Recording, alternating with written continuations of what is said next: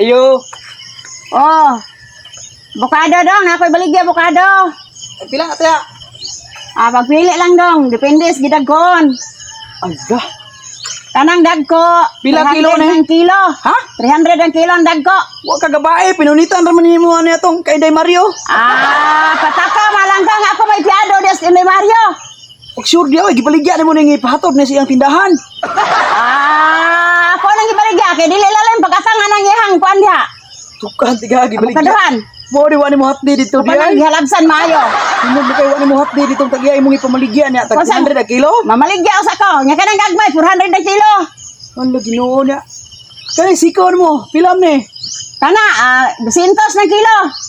200 kilo ni. Oh, Lata man ako. dili ay makaon pa na.